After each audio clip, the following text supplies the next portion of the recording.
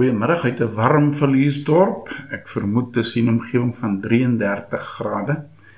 Hoor ek? Alhoewel ek bevoorreg is om hier onder 'n dakwaier te sit, so dis nie te erg nie.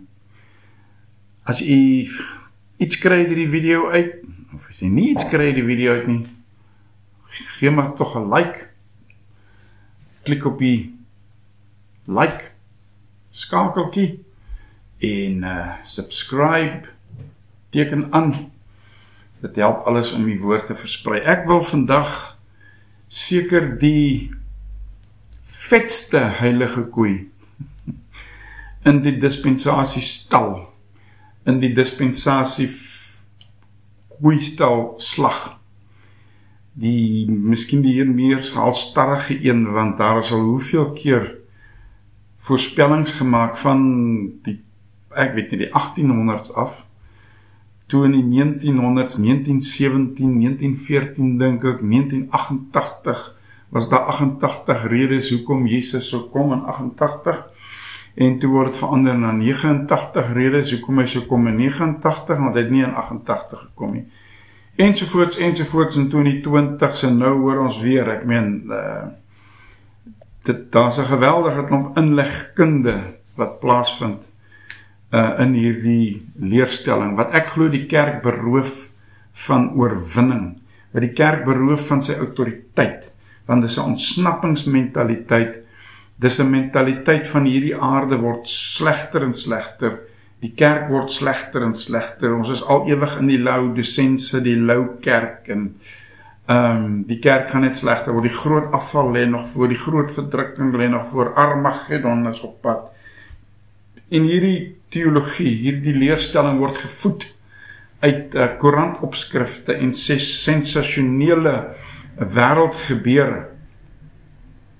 En daar's bespiegelinge oor die anti-kris, en ja, die wegraping gaan plaasvind voor die groot verdrukking, sommige sê in die middel van die verdrukking, ander sê in die einde van die verdrukking, daar's nie eensstemmigheid eers onder die dispensasie mense, die futuriste, die wat so toekomsgerig is, en alles wil in die toekoms instoot. Asof Jesus se kruisdood en opstanding nie 'n klimaks was in die geskiedenis van die mensdom. Waar kom hierdie leerstelling vandaan? Het is moeilik om presies vas te stel, maar die Irving-niete van George Irving, wat later ontwikkel het in die apostoliese kerk, en toe weer opgedeel is in die nuwe apostoliese kerk en die ou apostoliese kerk, hulle was ook baie sterk op hierdie siening. Ek dink aanvanklik was dit 'n wonderlike beweging van God se gees.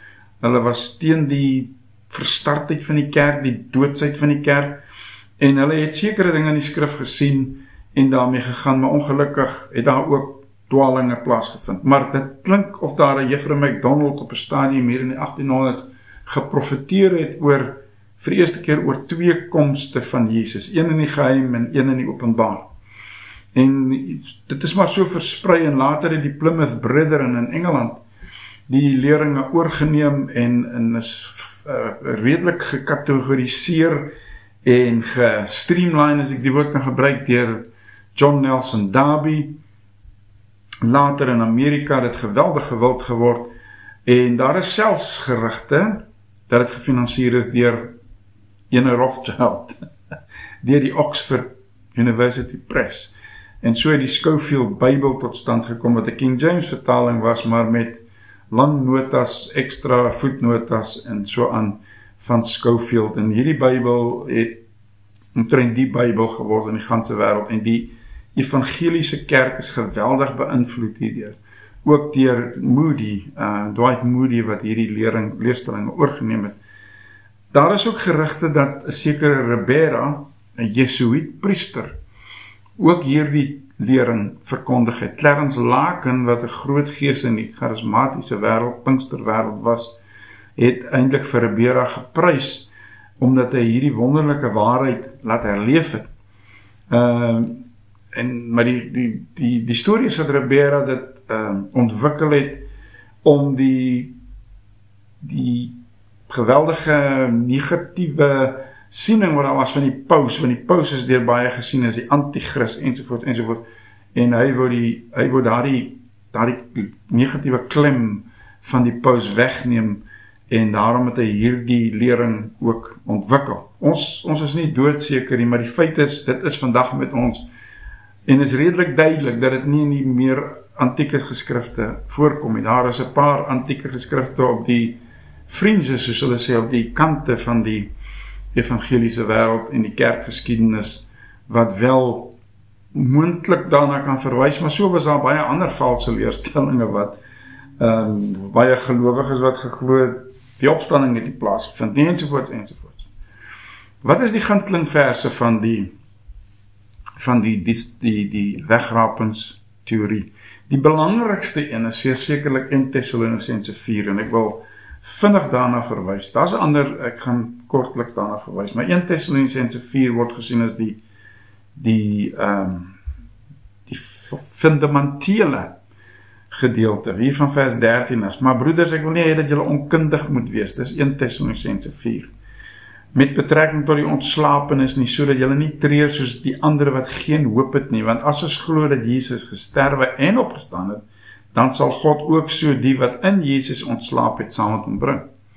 Nou, kom ons sê sommer dadelik hier, as die wegraping is dat ons hemel toe gaan, en die verwagting is, en die begeerte is om in die hemel te kom, waarom sou Paulus sê, dat die ontslapenis sal ons nie voorwees nie, want die meeste Christene sou ons dan gesê het, maar die ontslapenis is reeds daar, hulle is reeds by Jesus, hulle is reeds in die hemel, ons wil ook daar wees, kom haal ons Jesus. Maar nee, Paulus sê, hulle sal julle nie voorwees nie.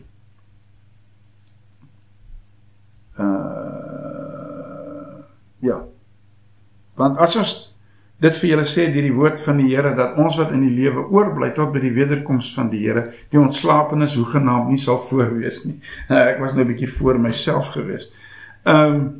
So die gemiddelde gelowiges het gesê die ontslapenis is ons voor.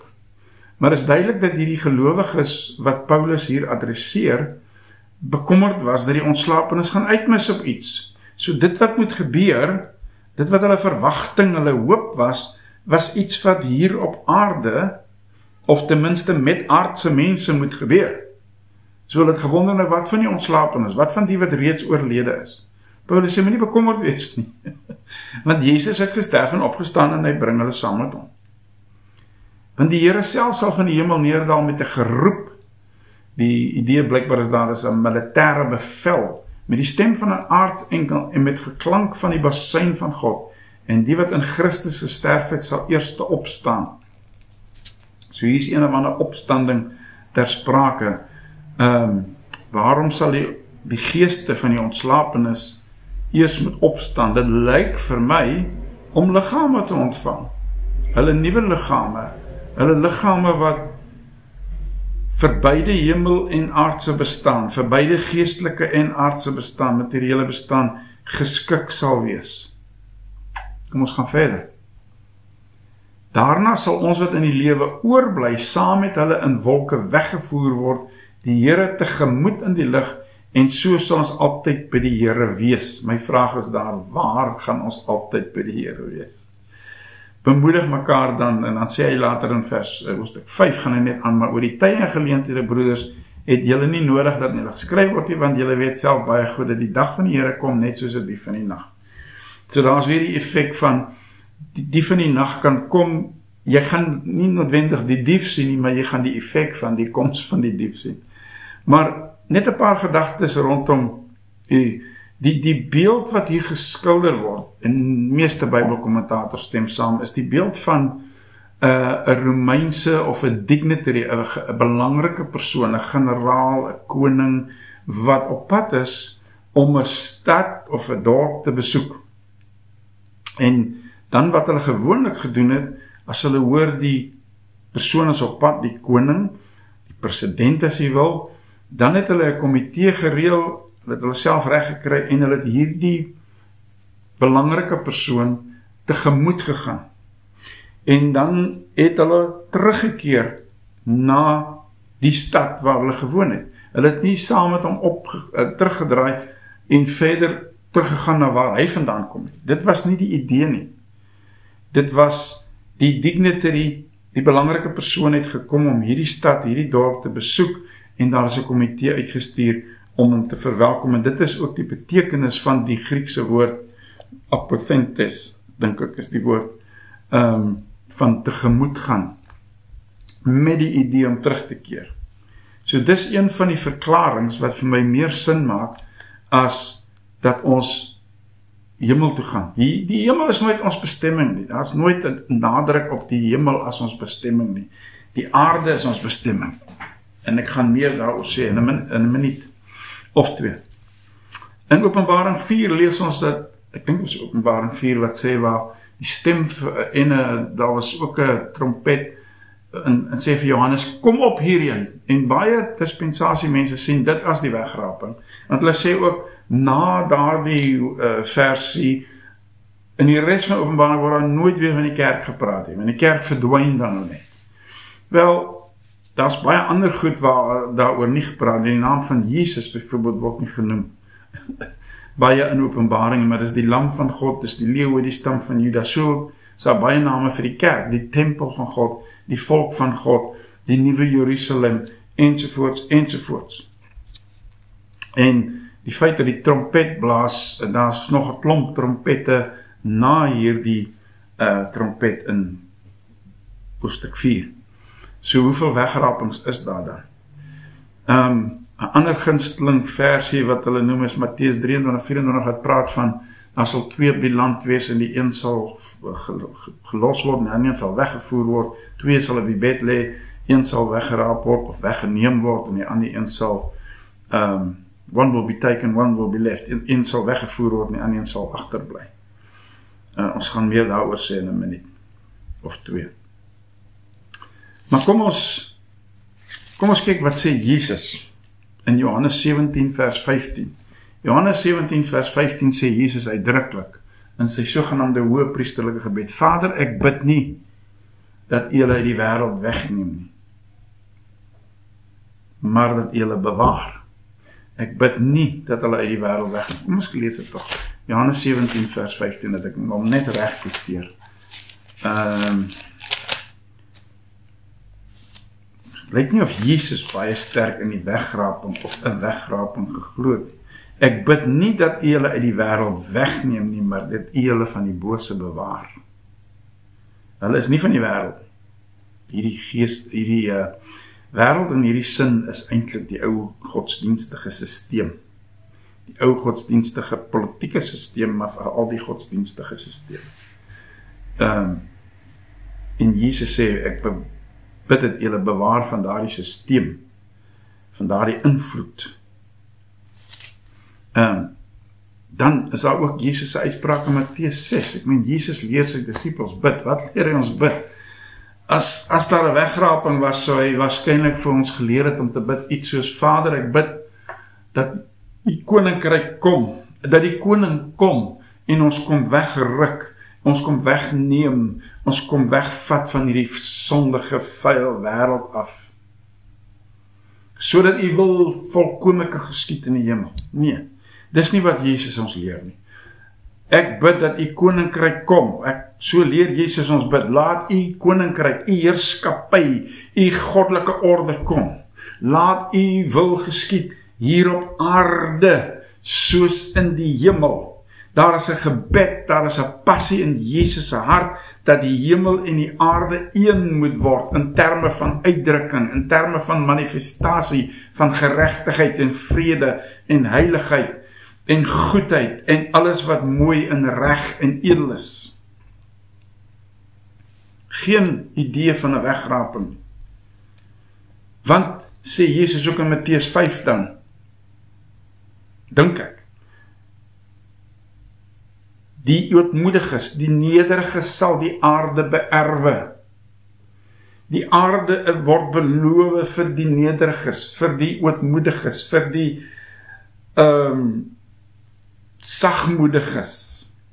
Hulle sal die aarde beerwe. Die aarde is ons en die aarde, Psalm 24:1, behoort aan die Here in die volheid daarvan. Waarom sal hy mense wil wegneem van die aarde af? Al is dit ook tydelik. Waarom moet ons gered word van iets wat Christus ons van kan beskerm?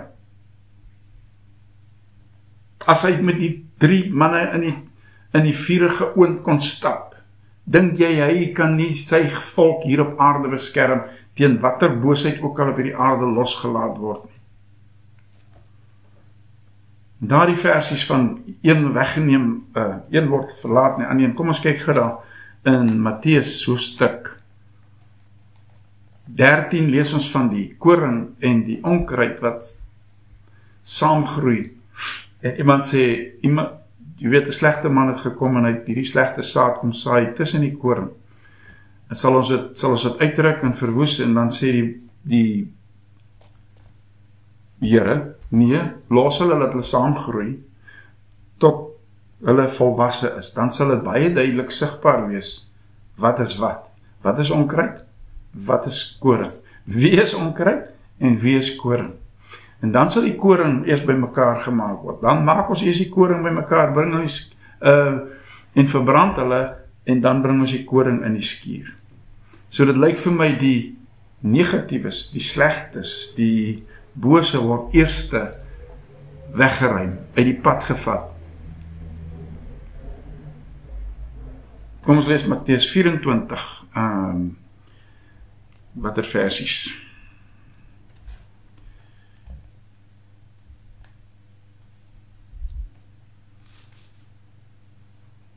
Nou het ek my plekkie verloor. Dis ons Matteus 24. Ja, maar van die dag en die uur weet niemand nie, maar ook die engele van die hemele nie, maar net my Vader alleen. En net soos die dag van Noag was, so sal ook die koms van die Seun van die mens wees. Hoe was die dag van Noag? Want net soos hulle was in die dag voor die sondvloed, hulle geëet, gedrink, getrou en huwelik uitgegee tot op die dag dat Noag in die ark gegaan het en dit nie verstaan het voordat die sondvloed gekom en almal weggevoer het nie. So sal ook die koms van die Seun van die mens wees. Nou die ark is Christus. Die ark is die nuwe verbond. Die ark is nie 'n weggeraping nie, die ark is Christus. Die wat weggevoer is die wat nie in die ark was nie. Is die wat gesê het, laat sy bloed maar op ons neerkom. Ons glo nie hy is die Messias nie. Hy is nie polities genoeg nie, hy is nie aggressief genoeg nie, hy is nie militêr genoeg nie, hy is nie dinamies genoeg nie, hy is nie geskik om ons Messias te wees nie. Hy lyk nie van plan is om die Romeinse juk met geweld van ons af te werp nie. Ons het 'n magtige oorlogspersoon, magtige militêre persoon verwag. Iemand met gesag en autoriteit en wat mense voor hom laat kniel. Ons het nie so sagmoedige mens verwag wat met prostituie omgaan en met dronkaards en met die drek van die samelewing meng nie. Dan sal daar 2 op die land wees. Die een word aangeneem of weggevoer en die ander word verlaat. 2 vroue sal by die meelmaal, die een word aangeneem en die ander word verlaat. Waak dan, omdat julle nie weet watter uur julle Here kom nie, maar weet dat as die huisheer geweet het in watter nagwaak die dief sou kom, sou hy gewaak het en nie toegelaat het dat in sy huis ingebreek word nie.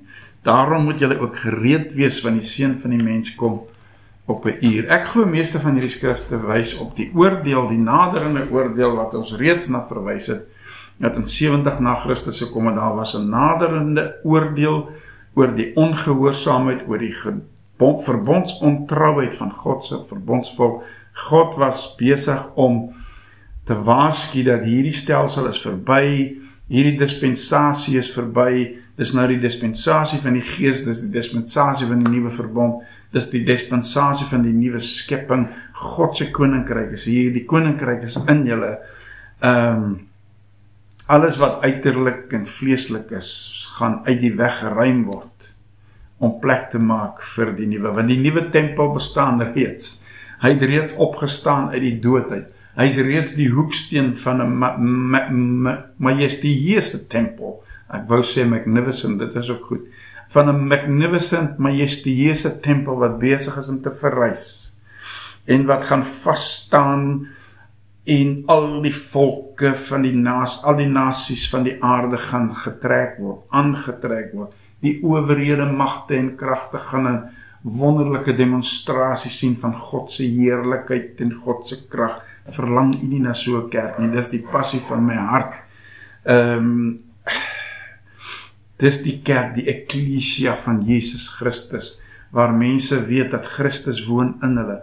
Dit is die parousia. Parousia, die wederkoms wat vertaal word, die tweede koms van Jesus, die wederkoms van Jesus, swak vertaling. Parousia beteken nie koms nie, beteken teenwoordigheid.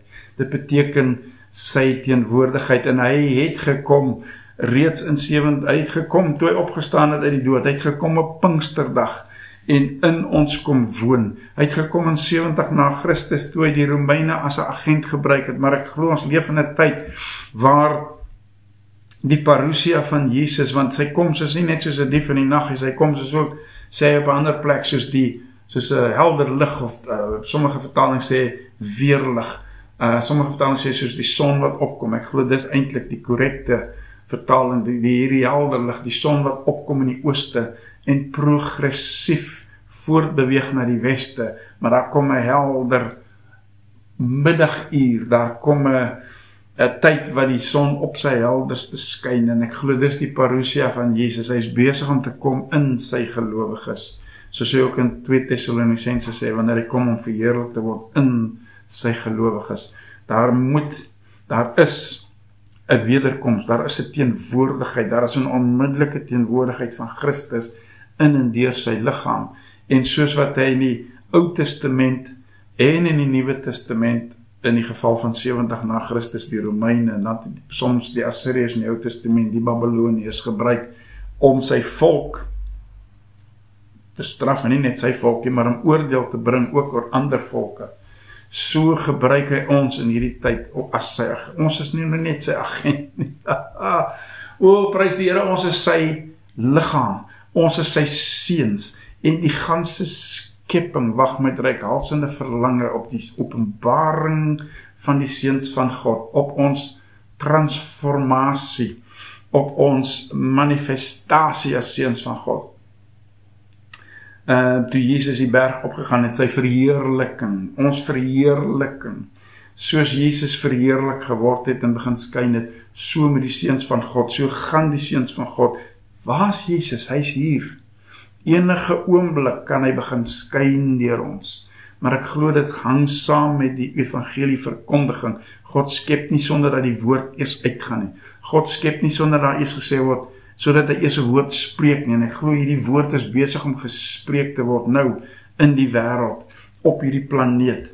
'n Woord wat 2000 jaar laat is eintlik, want ons kon hierdie woord gespreek het van 2000 jaar gelede, maar ons is vasgevang in futuristiese verwagtinge, in valse verwagtinge.